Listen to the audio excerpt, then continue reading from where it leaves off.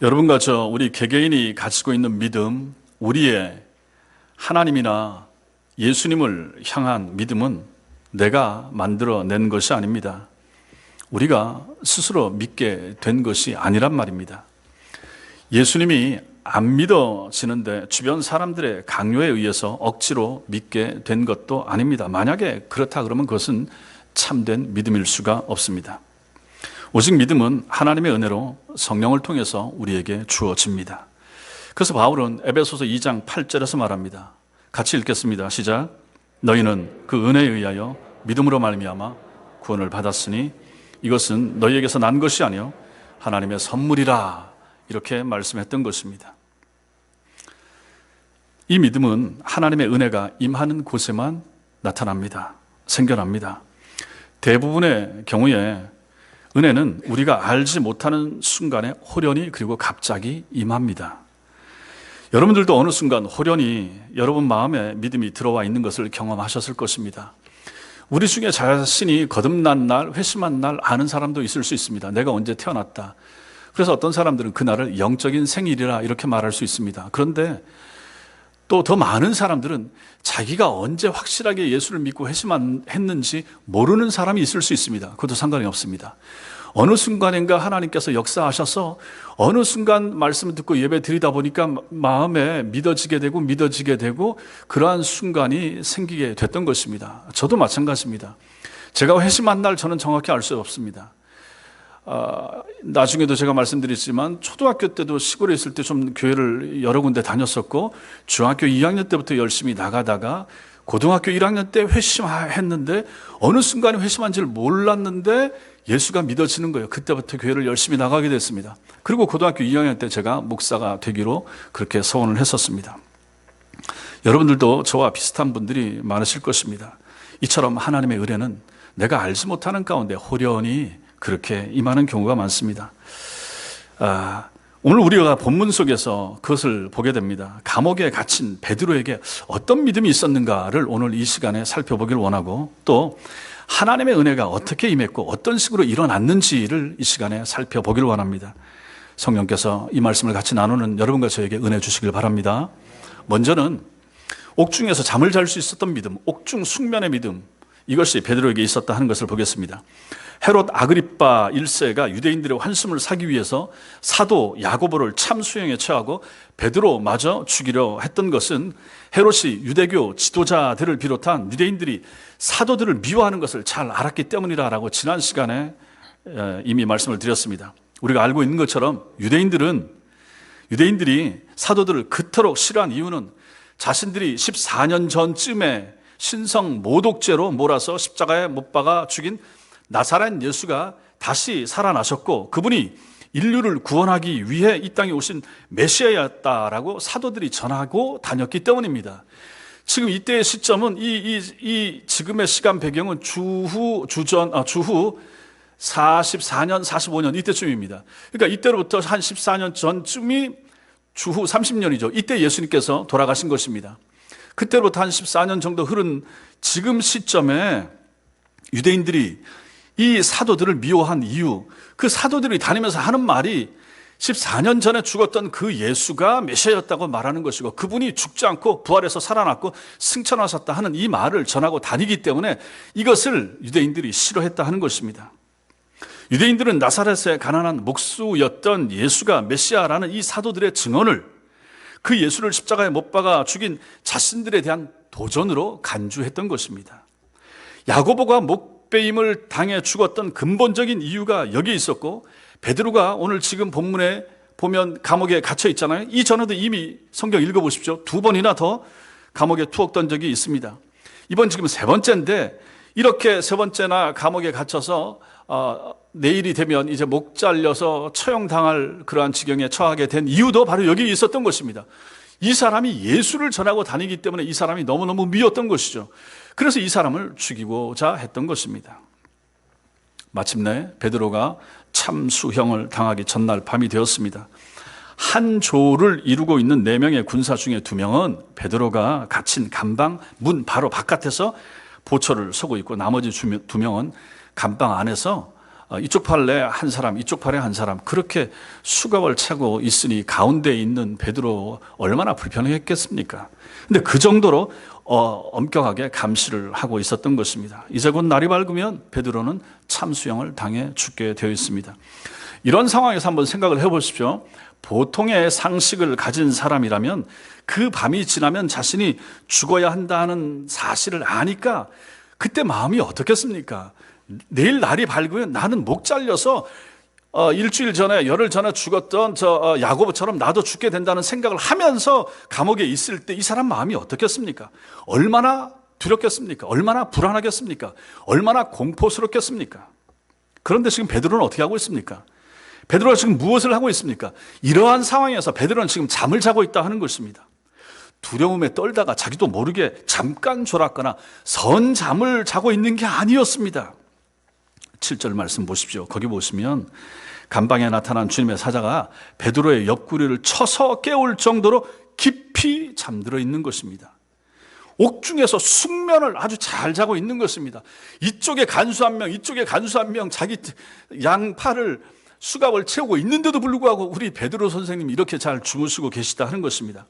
옆구리를 쳐 할 때 치다라고 하는 동사는 그냥 치는 것이 아니라 무기로 내려치거나 세게 때리는 그 단어가 여기서 쓰이고 있는 것입니다. 그만큼 베드로가 깊이 잠들어 있는 거죠. 몇 시간만 지나면 참수형을 당해 죽을 운명이었던 베드로가 그 긴박한 순간에 그토록 깊이 잠을 잘 수 있었던 이유가 무엇인가? 지난 시간에 말씀을 드렸죠. 그 이튿날로 예정된 참수형을 기정사실로 받아들이고 있었다 하는 것입니다. 내일은 나 죽는다. 우리 야고보 내 동지가 죽었던 것처럼 나도 죽는다. 알고 있었다 하는 것입니다. 이걸 다른 말로 표현하면 베드로에게는 믿음이 있었습니다. 믿음이 있었습니다. 어떤 믿음이 있었습니까? 주님께서 자신을 다시 살려서 밖으로 나가게 해 주실 것에 대한 믿음이 아니었습니다. 부활의 주님을 여전히 믿는 믿음이 베드로에게 있었던 것입니다. 십자가에 죽으셨던 주님께서 사흘 안에 죽음을 깨뜨리고 정말로 사흘 만에 부활하셨고 그 부활의 주님께서 자신을 친히 찾아오셔서 그를 디베라 호수에서 만나 주셨기 때문입니다. 부활하신 예수님을 베드로가 제자들이 만났죠. 그 부활의 주님께서 승천하신 후에 성령을 보내시고 그 성령을 통하여 언제 어디서나 베드로와 우리 주님께서 함께 하고 계시다 하는 사실을 베드로가 믿었던 것입니다. 베드로에게 이런 믿음이 생긴 거예요. 놀랍지 않습니까? 전에도 말씀드렸죠. 언제 생겼습니까? 성령을 받았을 때 생기게 된 거죠. 그 앞에 3년 동안 그렇게 다니고 했었어도, 그렇게 배웠어도, 그렇게 기적을 보고 체험했었어도 생기지 않던 믿음이 성령의 오심으로 말미암아 성령의 능력 가운데 그러한 믿음이 베드로 속에 생기게 됐다 하는 것입니다. 이 믿음 가지고 베드로는 이렇게 담대하게 복음을 전하면서 감옥 속에 갇혀 있으면서도 불안과 두려움과 공포에 떨지 않고 이렇게 느긋한 마음을 가지고 담대한 마음을 가지고 이렇게 깊은 잠에 떨어질 수가 있었다 하는 것입니다. 이러한 믿음이 베드로 속에 있었던 것이죠. 그 베드로에게 허락하신 이 믿음, 베드로를 만나주신 주님, 그 주님만이 베드로의 주인이셨고 베드로의 생명을 주관하시는 분이시다 하는 것을 베드로는 믿었던 것입니다. 자신이 이제 그 주님을 위해서 참수형을 당하게 된다면 그 후에는 죽음 깨뜨리고 부활하신 주님께서 자신의 생명을 영원히 책임져 주실 것까지도 베드로는 믿었던 것입니다. 그러니까 죽음이 두렵지 않은 거죠. 지금 죽어도 좋다. 죽어도 우리 부활의 주님께서 내 영혼을 맡아주실 것이고 나는 죽으면 천당 간다 하는 믿음이 있었기 때문에 감옥 속에서도 두렵지 않았다 하는 것입니다. 이러한 베드로의 믿음은 분명했습니다. 베드로의 믿음은 확실했습니다. 두렵고 떨리는 그러한 연약한 믿음이 아니었습니다. 단순했습니다. 여러분, 아기들을 한번 생각을 해보십시오. 아기에게는 누가 전부입니까? 엄마가 전부입니다. 아기에게 엄마가 전부고 모든 것이, 심하게 말하면 그 아기에게는 엄마가 하나님입니다. 그래서 아기에게는 젖을 줄 수가 있고 자기의 축축한 기저귀를 갈아줄 수 있는 엄마만 있다면 그 아이는 충분합니다. 더 이상 바라는 것이 없습니다. 모든 아기들은 다 이렇게 단순합니다. 이것을 우리에게 적용할 수 있습니다. 영적인 면에서도 마찬가지입니다. 여러분과 저에게도 믿음이, 이런 단순한 믿음이 있으면 충분합니다. 그 믿음의 단순성이 우리가 이해할 수 없던 것을 이해하게 만들어줍니다. 그리고 우리가 불가능하게 여기던 것들을 행할 수 있도록 해주는 힘도 바로 거기서 나오는 것입니다. 이러한 우리를 위해서 십자가에서 기꺼이 피 흘려 죽으신 주님을 믿는 분명하고 단순한 믿음이 여러분과 저 우리로 하여금 주님께서 어떤 경우든지 우리에게 선한 결과를 가져다 주실 것을 믿게 만들어 주는 것입니다. 이런 하나님을 믿을 때, 이런 주님을 의지할 때 우리는 당당해질 수가 있다, 흔들리지 않는다 하는 것입니다. 그래서 우리는 그 단순한 믿음으로 참수형을 당하기 전날 밤에도 평안히 잠을 잤던 베드로처럼 이 험한 세상 속에서도 언제나 마음에 평화를 잃지 않는 성도로 살아갈 수가 있게 되는 것입니다. 믿음은 복잡하거나 난해하지 않고 거창한 것도 아닙니다. 믿음의 힘은 단순성에 있습니다. 단순하게 예수를, 심하게 말하면 무식하게 예수를 믿는 것, 이것이 바르게 잘 믿는 것입니다. 단순한 믿음을 가진 사람들이 좋아하는 말씀이 그 중에 하나가 이사야 41장 10절이 됩니다. 이사야 41장 10절 같이 읽겠습니다. 시작. 두려워하지 말라. 내가 너와 함께함이라. 놀라지 말라.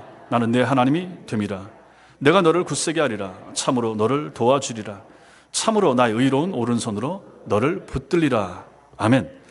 이러한 말씀을 그대로 믿으셔야 된다는 얘기죠.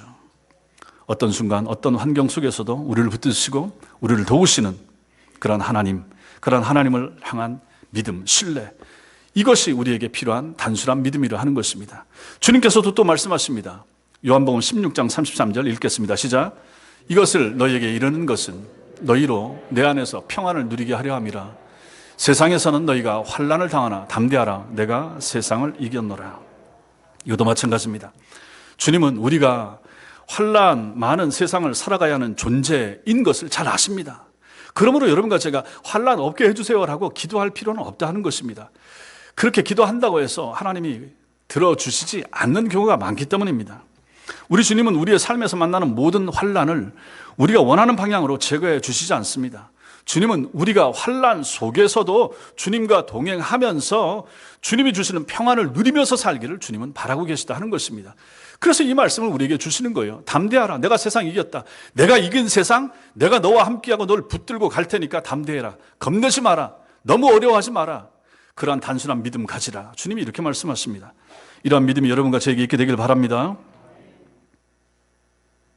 두 번째로 우리는 오늘 말씀을 통하여 주님의 역사를 보는 믿음이 우리에게 필요한 것을 보게 됩니다. 베드로가 감옥에 갇힌 지 7일째가 된 그 밤에 오늘 말씀처럼 주님의 사자가, 천사가 베드로가 깊이 잠든 감방 안으로 찾아왔습니다. 그래서 오늘 한글 성경에 보면은 호련히 주의 사자가 나타나매 이렇게 말합니다. 여기 호련이라고 하는 단어가 있죠. 이것은 갑자기라는 뜻입니다.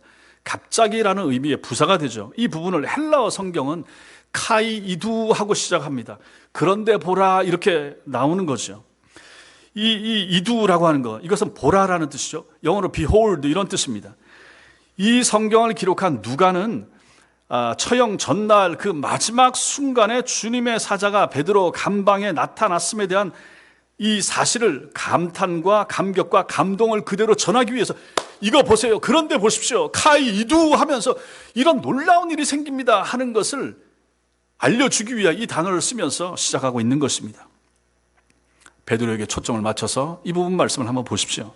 베드로가 지금 죽기 전날입니다. 목 잘려 죽기 전날 밤이라니까요. 베드로는 자신의 처형을 기정사실로 받아들이고 있습니다. 두 군사 틈에서 두 손이 쇠사슬에 묶여 있던 그 삼엄한 감옥에서 구출되리라 꿈에도 그는 생각하지 않았던 것입니다. 베드로는 자신이 단지 처형을 당한 뒤에도 자신을 믿고 의지했던 예수님께서 자신의 영혼을 책임져 주실 것이라 라고 하는 이러한 믿음, 이 단순한 믿음, 이것을 가지고 있었을 뿐입니다. 그러한 믿음 가운데 평안한 마음으로 군인들 사이에서 깊이 잠들어 있었습니다. 바로 그 순간에 주님의 사자가 베드로가 갇힌 감옥 속에 찾아온 것입니다. 죽음을 예상하고 있던 베드로의 생각과는 달리 그 삼엄한 감옥에서 베드로를 구하기 위한 우리 주님의 일하심, 우리 주님의 역사가 시작이 되고 있는 것입니다. 그래서 인간의 생각과는 차원이 다른 주님의 일하심을 누가가 기록하면서 카이이두 이것 좀 보세요 하면서 이 말씀을 시작하고 있는 것입니다. 이두 보라. 베드로를 꺼내기 위한 주님의 역사가 이미 시작되었지만은 베드로를 감시하던 군사들은 말할 것도 없고 당사자인 베드로조차 그 사실을 까맣게 모르고 있었습니다. 이렇게 인간의 지각을 초월하는 우리 주님의 구원의 손길을 이두 보라 말하는 것입니다. 베드로가 얼마나 깊이 잠들었던지 주님의 사자가 베드로의 옆구리를 세게 쳐서 그를 깨워야 했을 정도였다라고 말씀을 드렸습니다. 그와 동시에 베드로의 양손에 묶여있던 쇠사슬이 저절로 벗겨졌습니다. 베드로는 주님의 사자의 명령을 쫓아서 띠를 띠고 허리띠를 띠고 신을 신고 겉옷까지 입어야만 했습니다. 이 사람은 지금 꿈속에서 이런 일이 일어나나 하는 마음을 가지고 그렇게 지금 따라하고 있는 것입니다. 그리고 천사를 따라서 첫째 파수, 둘째 파수, 첫째 보초, 둘째 포소 이 사람들을 지금 지나고 있습니다. 그래서 시내로 향한 쇠문, 큰 문, 정문까지 이르르자 그 문도 저절로 열립니다. 마침내 큰 길로 나갔습니다. 한 시내 길 하나를 건넜습니다. 그러자 천사가 떠나갔습니다. 완전히 안전한 지대까지 천사가 베드로를 이끌어내고 천사는 사라지고 베드로만 남게 됐습니다. 동시에 베드로가 정신을 차립니다. 그리고 주님께서 천사를 보내셔서 자신을 구해준 것을 그제서야 깨닫게 되는 것입니다. 이러한 주님의 신비스러운 구원의 은총을 이두 보라 이렇게 말하고 있는 것입니다. 결국 오늘 본문이 보라고 하면서 놀라고 있는 내용은 세 가지입니다. 첫째, 하나님의 생각은 인간의 생각과 같지 않다는 것입니다. 같을 때도 있지만 같지 않을 경우가 얼마나 많은가 하는 것이죠. 베드로는 이튿날로 예정된 참수형을 피할 수 없는 것으로 생각하고 있었지만 그러나 하나님의 생각은 달랐습니다. 이사야 55장 8절 9절 같이 읽겠습니다. 시작. 이는 내 생각이 너의 생각과 다르며 내 길은 너의 길과 다름이라 여호와의 말씀이니라. 이는 59절 이는 하늘이 땅보다 높음같이 내 길은 너희의 길보다 높으며 내 생각은 너희의 생각보다 높음이니라. 하나님의 생각이 우리의 생각보다 당연히 높겠죠. 얼마나 높겠습니까? 근본적으로 다릅니다. 하나님께서는 종종 우리의 이성과 상상을 초월하는 신비로운 방법으로 일하시는 분이십니다. 둘째로 우리가 여기서 보게 되는 것은 하나님의 역사는 인간의 인식, 능력 밖에서도 일어나더라 하는 것입니다. 하나님께서 당신의 사자, 즉 천사를 보내셨을 때도 베드로는 그 사실을 전혀 인식하지 못한 채 잠들어 있었습니다. 하나님의 역사는 이처럼 우리의 눈길이 닿지 않는 곳에서도 우리가 아무것도 인식하지 못하고 여러분과 제가 잠을 자는 그 순간에도 그 동안에도 시간과 공간을 초월하여 하나님은 일하시는 분이시라 믿으시기 바랍니다. 또한 우리가 여기서 하나 더 알 수 있는 것은 하나님의 역사는 인간의 보통의 삶 속에서 일반적 원리에 따라서도 하나님이 역사하기도 하지만은 인간의 이성과 상식을 초월하는 신비로운 방법으로도 이루어진다 하는 것입니다. 지금 감옥에서 구출되고 있는 베드로에게 일어나는 일들이 바로 그것입니다. 주의 역사, 하나님의 일하심은 일상적인 우리의 삶을 통해서도 나타납니다. 상식과 보편적 원리를 통해서 하나님은 일하시는 분이십니다. 그러나 때로는 우리의 상식과 일반적인 원리를 뛰어넘어서 기적적으로 일하시는 경우도 성경에 얼마나 많이 나타납니까? 만약에 여러분과 제가 기적만 추구하면 안 됩니다. 우리가 약을 드셔야죠. 백신 나오면 맞아야죠. 하나님의 사람들은 하나님이 책임져 준다. 우리 교회 안에는 바이러스 안 들어온다. 사기꾼들입니다. 하나님이 어떻게 그렇게 하십니까? 그러면 교회 안에 나타났던 그 많은 우리 감염병 환자들이나 감염된 성도들은 어떻게 우리가 이해를 하겠습니까? 그들이 믿음이 없어서 그렇게 됩니까? 이단들에게만 바이러스가 들어가고 정통 교회만 안 들어갑니까? 아니란 말입니다. 하나님은 상식과 보편적 원리를 통해서 일하시는 분이십니다. 그래서 약을 드실 때 약을 드셔야 되고 병원 찾아갈 땐 가야 되고 하나님이 기술의 진보와 발전을 통하여 일반 은총을 통하여 우리를 살아가도록 그 안에 살아가도록 이만큼 발전시켜 주신 것이 하나님의 은혜 아닙니까? 그것을 이용하도록 하는 거죠. 의사를 사용하고 약사와 약국을 이용하는 것이 하나님의 뜻입니다. 그럼에도 불구하고 하나님의 놀라운 역사가 기적적으로 나타나는 것을 또한 우리가 배제해서는 안 된다 하는 것입니다. 다 못 고친다고 했는데 기도 가운데 낫는 사람들이 있잖아요. 다 안 일어나고 도저히 안 된다고 한 일이 우리의 생애 가운데 삶 가운데 일어나는 일들이 있지 않습니까? 여러분과 제가 신앙생활을 한 가운데서 그러한 기적적인 역사 체험한 거 있잖아요. 얘기해 보시라고 하면 간증이 있단 말입니다. 그러므로 우리는 하나님의 특별한 특별한 개입하시는 은총과 일반적인 우리를 돌보시는 이 하나님의 손길 두 가지를 가지고 하나님은 우리를 통치하신다 하는 것을 믿는 것이 필요하다 하는 것이죠. 오늘 여기서는 하나님께서 기적적인 방법을 통하여 베드로가 인지하지 못하는 가운데 이 사람을 쳐서 깨우고 허리띠를 뛰게 하고 신발 신게 하고 손에 있는 것이 풀리게 하고 데리고 나가서 저 바깥까지 인도하셨다. 아주 기적적인 방법 아닙니까?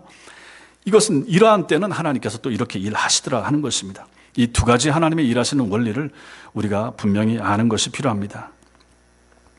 하나님은 상식과 기적 모두를 통하여 일하신다. 그것을 우리가 정확히 아는 것이 필요합니다. 자, 그러면 우리는 이 오늘 말씀을 통하여 이 말씀을 우리에게 적용해야 됩니다. 내게 임하는, 우리에게 임하는 은혜를 보는 믿음, 이것이 우리에게 필요합니다. 하나님께서는 잠든 베드로가 전혀 인식하지 못하는 가운데 당신의 구원의 손길을 내미셨습니다. 사도행전의 저자 누가가 감방 속에서 깊이 잠든 베드로를 위한 하나님의 구원이 시작되었음을 놀라워하면서 썼던 단어 카이 이두 보라 감탄을 바라는 것처럼 우리의 삶 속에서도 마찬가지입니다. 우리의 생각보다 깊고도 높은 하나님의 생각이 시간과 공간을 초월하여 신비로운 방법으로 나타났었음을 앞으로도 나타날 것을 우리의 믿음의 눈으로 보는 것이 필요합니다. 허물과 죄로 죽었던 인생들을 구원하시기 위해서 하나님께서 친히 이 땅에 오시지 않았습니까? 하나님이시기 때문에 거룩하신 하나님의 모습 그대로 오셨다라 그러면 그 거룩하신 하나님 앞에 어느 죄인이 가까이 나아갈 수 있었겠습니까? 그래서 하나님이시면서도 우리와 아주 똑같은 인간의 모습으로 이 땅에 오신 성자 예수님을 보시기 바랍니다. 하나님이시기 때문에 인간의 모습으로 오시되 인간 위에 군림하는 황제로서가 아니라 귀족으로서가 아니라 오히려 겸손한 종의 모습으로 오셔서 비천한 인간을 섬기신 하나님을 보십시오. 죄의 삭슨 사망이라는 하나님의 공의를 지키기 위해서 당신 자신을 제물 삼아 십자가에 못 박혀 돌아가심으로 인간의 죄값을 대신 치르신 하나님을 보셔야만 합니다. 무덤 속에 장사되신 지 사흘째 되는 날 죽음을 깨뜨리고 부활하셔서 영원한 생명의 구주가 되신 하나님을 우리는 보셔야만 한다 하는 것입니다. 그 결과 어떤 죄인도 성자 하나님이신 예수 그리스도를 믿기만 하면 영원한 새 생명을 얻게 해주신 이 하나님의 놀라운 사랑, 우리가 볼 것이 이거 아니겠습니까? 그래서 이것을 보라. 이 하나님의 사랑을 보라. 교회에 무엇을 보러 오십니까? 교회에 무엇을 보러 오십니까? 누구를 보러 오십니까? 교회에 오셔서 여러분과 저는 이것저것 눈에 보이는 것도 보셔야 되지만 눈을 감으시고 영적인 눈을 뜨시고 하나님의 사랑을 보셔야 됩니다. 예수 그리스도의 십자가를 보셔야 되는 것입니다. 굳이 예배당 앞쪽에다 십자가 붙여놓을 필요 없습니다. 붙여도 되지만 안 붙여도 전혀 상관이 없습니다. 십자가는 어디 있습니까? 여러분과 저 우리 영혼에 새겨지는 거거든요. 예수 그리스도의 피가 어디 있습니까? 그 피가 성지가 어디 있습니까? 성지 순례가 어디 있습니까? 없어요. 이슬람교나 불교회나 성지가 있지 성지는 없어요. 저는 그렇게 생각합니다. 이 땅에는 전부 다 이제 다 오염됐습니다. 그냥 우리 주님이 2000년 전에 걸어갔던 그 길, 골고다 언덕길, 그 호숫가 이것만 남아서 장사아치들이 지금 그 조상의 유물 팔아서 거기서 먹고 살고 있지 거기에 뭐가 있습니까? 거기 가면 우리는 그냥 주님이 계셨던 그 흔적 생각하면서 감격하고 감동하겠죠. 저도 아직 못 가봤습니다. 가고 싶은 마음이 있습니다. 그러나 거기를 굳이 성지라고 붙일 필요 없습니다. 거기 얼마나 많은 장사아치들이 다니고 얼마나 많은 사기꾼들이 거기 다니고 있습니까? 지금 거기 간다고 우리 주님 거기서 만날 수 있겠습니까? 아니잖아요. 성령을 통해 우리가 주일마다 성경을 펴만 만나고 주님 앞에 무릎 꿇고 엎드려서 주님 하고 부르면 거기 나타나는 주님이 우리 임마누엘, 우리 예수님 아닙니까? 여러분과 저의 영혼의 피를 바르는 것이 그 피가 어디 있습니까? 예수 그리스도의 보혈이 어디 있단 말입니까? 그 피는 말씀을 통하여 우리 영혼에 오늘도 지금 이 시간에도 우리가 바르게 되는 거예요. 이 시간에 이 말씀 들으면서 아멘 아멘 할 때 그 예수 그리스도의 피가 내 영혼을 적시고 내 죄를 맑게 씻어내는 힘이 여기서 나오는 거 아니겠습니까? 여기가 성지인 거예요. 말씀 펴면 그것이 성지가 되는 곳이에요. 기도하는 그 자리가 성지 아니겠습니까? 여러분이 무릎 꿇고 엎드리는 그곳이 성지란 얘기입니다. 우리 주님 만나고 우리 주님 체험하고 우리 주님의 은혜를 만나는 곳이 성지지 어디가 성지겠습니까? 이러한 분명하고 바른 신앙이 여러분과 저에게 필요한 것입니다. 그러므로 우리는 이런 주님, 이런 예수를 보는 눈이 열려야 됩니다. 교회 오셔서 이 예수를 보셔야 됩니다. 그래서 믿음 생활을 그렇게 하는 거예요. 영적인 눈을 뜨고 하셔야 되는 거예요. 이 모든 것은 우리의 생각으로는 감히 상상도 할 수 없는 일이었습니다. 그래서 사도 바울은 그 삼위일체 하나님을 찬양하면서 고린도후서 5장 17절에서 이렇게 감탄합니다. 고린도후서 5장 17절 같이 읽겠습니다. 시작. 그런즉 누구든지 그리스도 안에 있으면 새로운 피조물이라. 이전 것은 지나갔으니 보라 새 것이 되었도다. 성도 여러분 보십시오.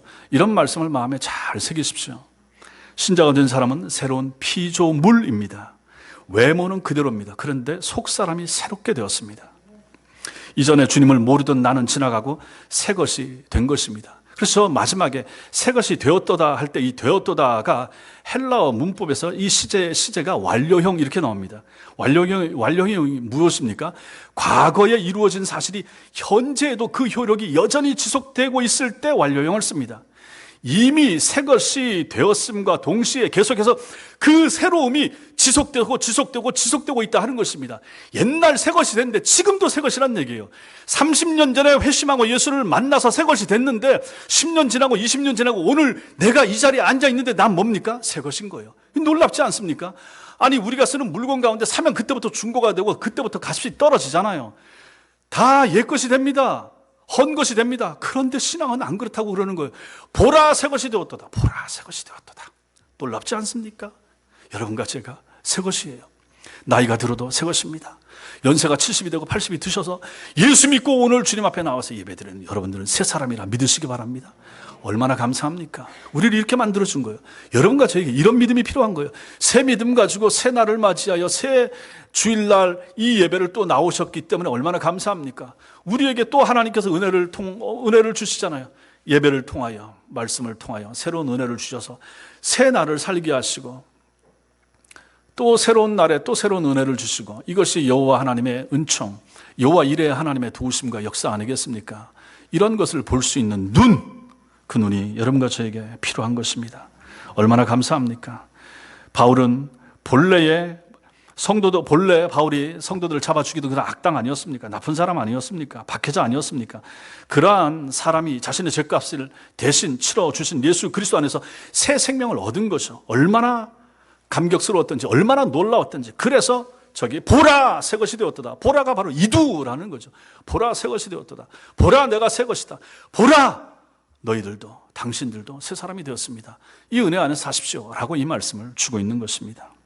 그러나 이것이 어찌 성경 속 인물들만의, 성경 속 바울에게만, 성경 속 누가에게만, 성경 속 베드로에게만 이것이 해당되겠습니까? 이것은 주님의 은총 속에서 구원받은 그리스도인으로 이 자리에 앉아 계신 여러분과 저 우리 모두의 감격과 감탄이어야 한다는 사실을 믿으시기 바랍니다. 하나님의 일방적인 은총으로 하나님의 자녀가 되셔서 이 자리에 앉아있는 여러분과 저를 우리를 보라, 나를 보라 이렇게 말씀하셔야 되는 거죠. 신자가 되어서 교회를 출입하고 성도가 되어서 주님을 예배하는 우리 자신이 곧 감탄과 감격의 대상이 아니겠습니까? 우리가 믿는 자가 된 것이 우리의 의지나 우리의 노력 혹은 우리의 혈통의 결과가 아니지 않습니까? 이 모든 것은 우리의 생각보다 높은 생각을 가지신 하나님께서 우리가 보지 못하는 가운데 당신의 신비스러운 능력으로 이루신 구원 역사의 결과 아니겠습니까? 생각을 해보십시오. 얼마나 놀랍습니까? 얼마나 놀랍습니까? 여러분과 제가 이 자리에 앉아 있을 수 있는 사람이었습니까? 그런 은혜를 받을 만한 조건이 됐습니까? 아니잖아요. 절대 아니죠. 저도 마찬가지입니다. 그래서 저도 마찬가지로 제가 지금도 생각을 해도 제가 신자가 된 것이 놀랍습니다. 유교 전통과 불교의 영향을 많이 받았던 경상도 산골 출신인 제가 지금 기독교인이 된 거 이건 놀랍다. 전 놀라고 있습니다. 검은색 시냇물이 흐르던 태백에서 살던 어린 시절에도 세 군데 교회를 다녔던 것이 기억이 났습니다. 이 설교를 준비하면서 가만히 생각을 해보니까 어렸을 때 초등학교 제가 6학년 때 부천 올라왔는데 그 전에 초등학교 때 3번인가를 세 군데 교회를 다닌 적이 있어요. 다 성탄절, 부활절 이때 가서 뭐 하나 얻어먹고 그때도 계란 얻어먹은 것 같고 그랬었습니다. 친구 따라서 감리교회도 한번 갔었고 장로교회도 가고 이 설교 준비하다가 생각해보니까 그랬던 기억이 나는 거예요. 그리고 또 생각나는 것이 지금도 있어요. 태백에 가면 통합직교회인데 잘 지어놓은 교회입니다. 그 교회에 가서도 제가 성탄절 즈음인가 예배를 한번 드렸던 적이 있어요. 그때 영사기를 통해서 뭘 보여줬는데 어떤 사람을 보여주는데 그 사람 목소리만 나고 뒷모습만 보여주는 거예요. 좀 앞모습을 보고 싶은데 여기까지만 나오고 얼굴은 안 보여주더라고요. 나중에 봤더니 그분이 예수님입니다. 옛날 영화 찍고 할 때는 예수님의 얼굴을 표현할 수가 없으니까 뒤에서만 찍고 목소리만 하고 이 아래쪽까지만 보여주고 이랬던 적이 있습니다. 그 기억이 난다 하는 것이죠. 하나님께서 저를 그런 식으로 하나님의 은혜 가운데 인도하시고 인도하셔서 지금은 제가 하나님의 사람이 되고 신자가 되게 만들어 주지 않았습니까? 그 예수, 그 이상하게 여겼던 예수, 그 앞모습, 얼굴이 안 나타나던 그 예수를 제가 만난 거죠. 그분을 지금 전하고 있다 하는 것입니다. 이걸 생각하면 이게 얼마나 놀라운가, 얼마나 놀라운가. 여러분과 제가 신자이면 신자인 것에 대하여 늘 놀라는 것이 필요합니다. 하루에 아침에 눈을 뜨면서 하나님께서 내가 또 신자이고 내가 하나님의 사람이고 내가 새벽기도 가는 사람이고 내가 하나님의 말씀을 잠언서 말씀을 듣는 사람이고 이런 걸 생각하면 얼마나 감사한가. 얼마나 감사한가. 그렇지 않습니까? 그래서 우리의 고백에 나오는 건 이두. 그런데 보라, 내가 신자가 되었다. 내가 하나님의 사람이 되었다. 이걸 놀라운 일인 거죠. 다윗은 시편 143편 3절에서 그래서 이렇게 말합니다. 같이 읽겠습니다. 시작. 여호와여, 사람이 무엇이기에 주께서 그를 알아주시며 인생이 무엇이기에 그를 생각하시나이까. 사람이 무엇이기에 주께서 그를 알아주시며 인생이 무엇이기에 그를 생각하시나이까. 여러분 한번 생각해 보십시오. 내가 무엇이라고 하나님이 나를 알아주시는가. 아침에 깨서 생각해 보십시오. 나란 인생이 무엇이기에 하나님께서 오늘도 나를 살게 하시고 나를 생각하시는가. 하나님은 나를 생각하는데 나는 과연 하나님 생각하면서 하루를 시작하는가 한번 물어보십시오. 하나님 없이 살아가지 않습니까? 하나님 없이 하루를 시작하지 않습니까? 잘못된 거죠. 기도하지 않고 식사하십니까? 기도하지 않고 말씀 보지 않고 하루를 보내십니까? 한 주를 보내십니까? 그것은 바람직한 모습이 아닐 것입니다. 우리는 그렇게 살라고 부름받은 사람이 아니라 하는 것입니다. 그러면 우리는 우리 자신을 생각하면서 이두 나를 보라. 내 영혼에게 여러분과 저에게 말할 필요가 있는 것이 나를 보라 내 영혼아. 네가 과연 이런 사람이냐? 네가 과연 이렇게 주저앉아 있을 사람이냐? 너는 하나님의 사람 아니냐? 너는 하나님을 위하여 교회에 충성하면서 살아가야 될 믿음의 사람 아니냐? 물으시고 질문하시고 대답하시고 아멘하고 벌떡 일어나야 될 사람들이 여러분과 저 아니겠습니까? 이런 믿음이, 이런 감격이, 이런 감탄이 여러분과 저에게 있게 되길 바랍니다.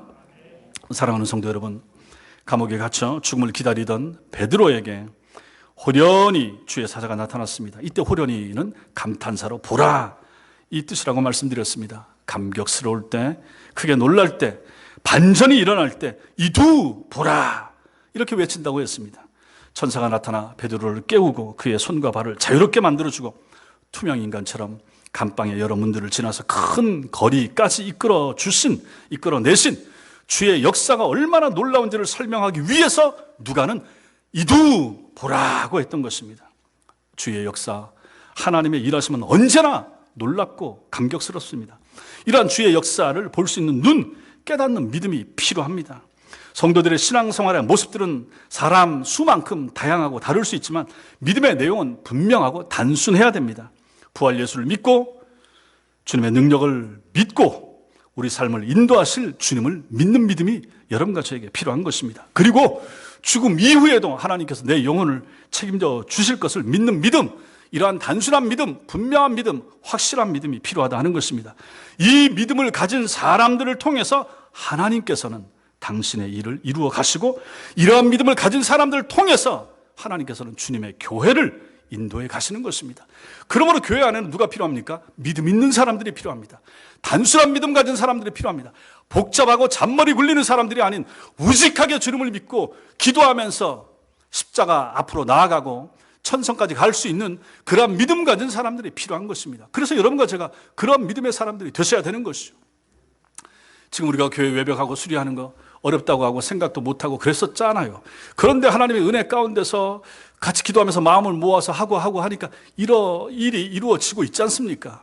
그런 거 생각하면 참 감사하다. 여러분들의 희생이 참 감사하고 여러분들의 섬김과 충성이 너무너무 감사한 것이죠. 이 놀라운 일을 우리 교회를 통해서 이루시는 하나님을 이두